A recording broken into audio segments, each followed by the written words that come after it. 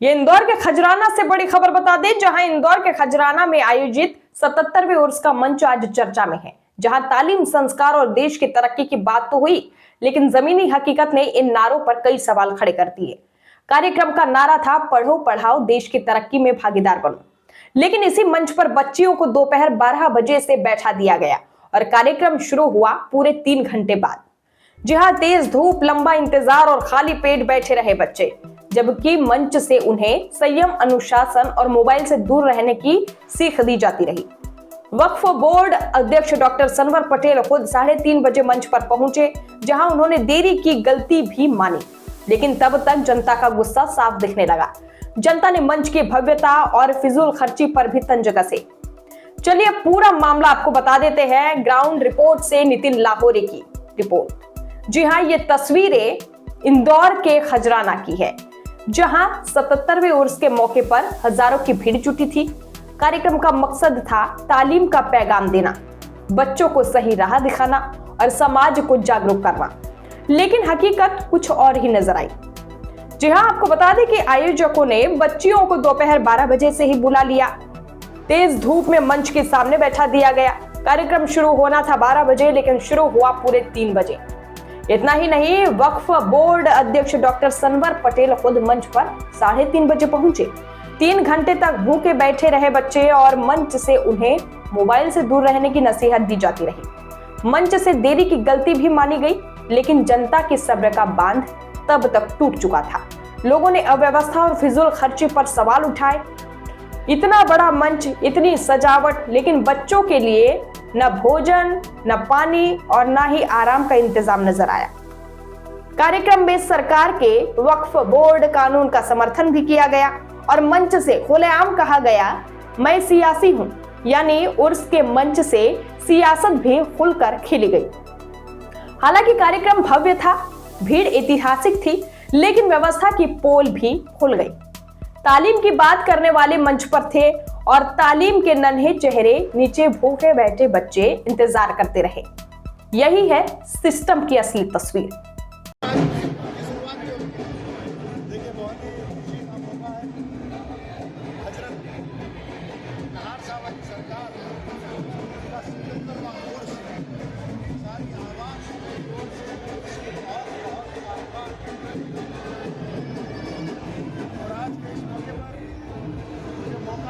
मौका दिया जिन्हें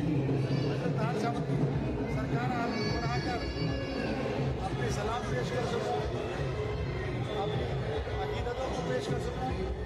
और ऐसे मौके पर हम 316 बेटे बेटियों की पढ़ाई में मददगार बन जाए, मुझे लगता है कि इससे अच्छा कोई मौका नहीं हो सकता। मध्य प्रदेश वक्फ बोर्ड और मध्य प्रदेश वक्फ बोर्ड के अंतर्गत आने वाली प्रबंध कमेटियाँ अब अपना मसाजिदों का काम तो कर रही है, बेहतरीन तामीर का काम कर रही है, इमाम मुअज्जिनों की तनख्वाह बढ़ा रही है, बिजली के बिल भी भर रही है।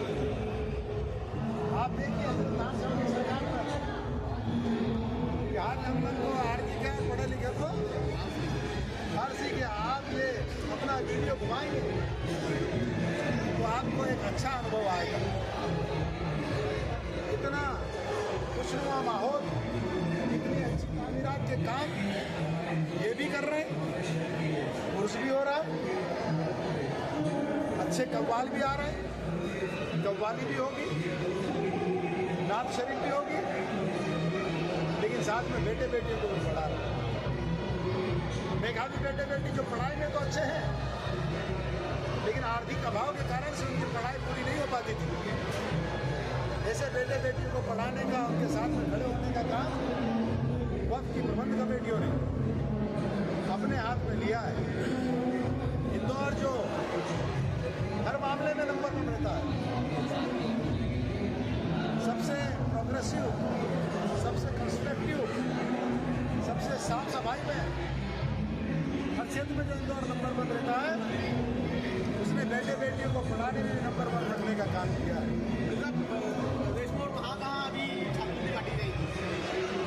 देखिए, हम 28 तारीख को जबलपुर में बांधने जा रहे हैं, 27 को शिवनी में जा रहे हैं,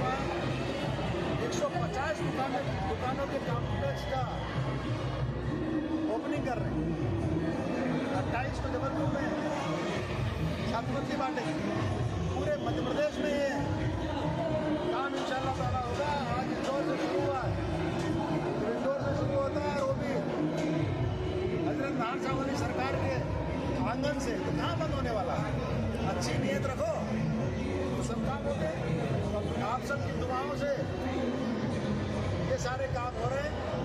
कंप्यूटर में जहाँ तक सवाल किया, 10 ऐसे बेटे बेटियों को चुनकर और उनको कंप्यूटर देने का भी काम किया। और उनसे गुजारिश की कि बेटा हमारे समय में तो हम किताबें पुरानी देकर आते थे, बेचते नहीं थे किताबें, किसी और के काम आ जाती। अब इस कंप्यूटर को मत बेचना। जब अपना काम हो जाए तो ये कंप्यूटर और किसी होनहार मेधावी बेटे बेटी को दे देना, तो उसके काम आ जाए।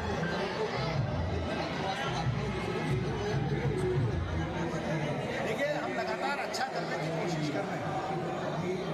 कहीं बंद है तो इसको भी चालू कराएंगे। बस यही कि आज नहीं तो कल काम सारे अच्छे करने की शुरुआत हो चुकी है, अंजाम तक पहुँचेगी। सर, जम्मू कश्मीर में जो है वो बंद करके गए कॉलेज, 40 मुस्लिम छात्रों को एडमिशन थे, इसमें सरकार, मैं मध्य प्रदेश वक्फ बोर्ड का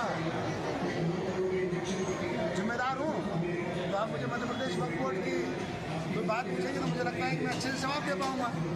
अब मुझसे आप मेरे कार्यक्षेत्र के बाहर का सवाल करेंगे तो मुझे उस पर, एक तो मैं उसके लिए बोलने के लिए भी अधिकृत नहीं हूँ, और दूसरा अगर मुझे पार्टी अधिकृत करेगी बोलने के लिए तो मैं उसका अध्ययन करूँगा, क्योंकि मैं भारतीय जनता पार्टी का प्रवक्ता हूँ। अन्य राजनीतिक दल के प्रवक्ता तो खुद भी कहीं से खड़े होकर बोल रहे हैं, उनका कोई अनुशासन थोड़ी ना है, कोई नहीं है। मुझे कहीं से फ्रीलांसर कुछ भी बोलवा लो उनसे। मैं तो अनुशासन वाला छोटा आदमी हूँ, छोटा कार्यकर्ता, बड़ी पार्टी का प्रवक्ता। तो हमारे यहाँ तो अनुशासन चलता है भाई। अनुशासन में रहकर जो काम मुझे दिया है उस काम के बारे में आप मुझसे पूछेंगे तो मैं जितना बेहतर हो सकता होगा, जो मुझे ताकत अल्लाह ताला ने बुद्धि दी है छोटी, उसके अनुसार जवाब देने की कोशिश करूँगा। वक्त को आपने माफिया मुक्त तो कर दिया लगभग जो पुराने माफिया उन पर कार्रवाई भी कर रही है, उसको लेकर क्या आगे? देखिए, मैं लगातार इस बात के लिए बोलता हूँ कि सुधर जाओ। किसी से कोई जाति दुश्मनी नहीं, जाति दुश्मनी नहीं। ऐसे सारे लोग जो बरसों बरस से वक्फ संपत्तियों का शोषण कर रहे हैं, बेटे बेटियों की फीस भरने के बजाय, गरीब जरूरतमंदों की मदद करने के बजाय जेब भरकर डाका डालने का काम कर रहे हैं। उनको मैंने अनेक बार गुजारिश की, आज फिर आपके चैनल के माध्यम से गुजारिश करता हूँ, उनसे हाथ जोड़कर विनती करता हूँ, अब बेईमानों बाज आ जाओ, आप सीधे राह पर चलो, किसी की कोई लड़ाई नहीं है। आप कानून का पालन करो, किसी से कोई लड़ाई नहीं, खूब आगे बढ़ो, खूब तरक्की करो, पूरा आसमान पड़ा, जितना चाहो उड़ो, लेकिन आप बेईमानी करोगे जो आप बरसों से करते आ रहे हो। तो अब ये वक्फ बोर्ड और ये मध्य प्रदेश में सरकार के मुखिया डॉक्टर मोहन यादव जी के नेतृत्व वाली भारतीय जनता पार्टी की सरकार, जो जीरो टॉलरेंस पे काम करने वाली सरकार है, ये ऐसे तमाम लोगों को सबक सिखाने का काम कर रही है। कानून सख्त है, जो कानून के साथ चलेगा, ईमानदारी से काम करेगा, उसके लिए खून से ज़्यादा नर्म है सरकार है। और जो कानून तोड़ेगा, जो वक्त माफिया है, जो वक्त की संपत्तियों को खाएगा, इसके लिए वज्र से ज़्यादा कठोर ही सरकार है। खर्ची भी बहुत होते हैं, जैसे ये होम स्टेट बना दिया गया है, आपने झूले वाले का भी बोला कि देखिए, लगातार हम तो जनता के लोग हैं। भाई, लोकतंत्र क्या होता है? लोगों के द्वारा चलाने वाला तंत्र। गणतंत्र क्या है? गणों के द्वारा, आम जन के द्वारा चलाने वाला तंत्र। तो हम तो जनता से आवाज़ आती है उसको लागू करने का प्रयास करते हैं, लागू करने की कोशिश करते हैं। अगर आप ही पत्रकार भाइयों ने कहा है कि थोड़ा आसान होना चाहिए, तो हम ये चाहेंगे कि आसान हो, आम जनों की पहुँच हो। और जहाँ तक फिजूल खर्ची का आपने सवाल किया, ये बात बिल्कुल सही है कि फिजूल खर्चियाँ बहुत होती थी। खबरें जो आपको सीधे जोड़ती हैं हमसे, जिनका आपकी जिंदगी पर होता है सीधा असर। खबरों की वही तस्वीर, बिना बदले बिना डरे, जज्बा सच का लिए, सच दिखाते हैं।